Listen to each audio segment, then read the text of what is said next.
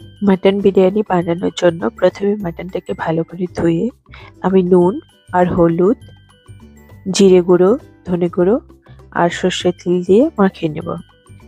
এই মাখিয়ে নেওয়ার পরে প্রথমে আমি একটা পেস্ট বানিয়ে নেব, যেটাতে আছে গার্লিক, জিঞ্জার আর কাঁচা লঙ্কা বাটা। এতে আমি অনেকটা পরিমাণে লেবুর রস দিয়ে দেবো। লেবুর রস দেওয়ার পরে আমি টক দই দেব। টক দই আর লেবুর রস আর অনেকটা পরিমাণে বিরিয়ানির মশলা, কেওড়া জল দিয়ে একটা পেস্ট বানিয়ে নিয়ে এই পুরো মশলাটাকে আমি মাটনের মধ্যে দিয়ে ভালো করে মাখিয়ে নেব। ভালো করে মাখিয়ে নেওয়ার পরে আরেকটু আমি তেল দিয়ে দেব। দিয়ে আমি এটাকে ওভারনাইট ম্যারিনেশনের জন্য রেখে দেব।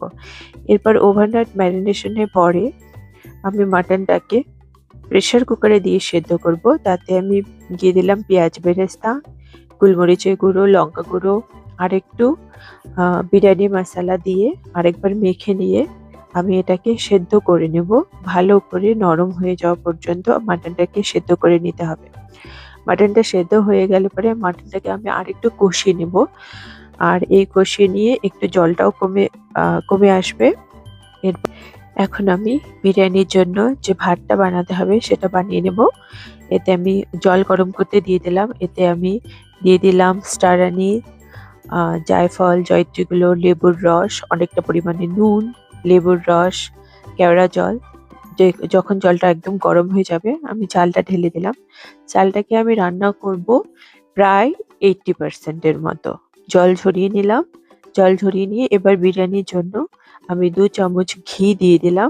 বড় চামচে 2 চামচ ঘি। এবার আমি দুটো লেয়ার বানাবো। এবার যে মাংসটা রান্না করা ছিল, রান্না করা মাংসটা দিয়ে দিলাম। পেঁয়াজ বেরেস্তা, বিরিয়ানি মশলা দিয়ে, লেবু রস দিয়ে আমি ভাতটা দিয়ে দিলাম।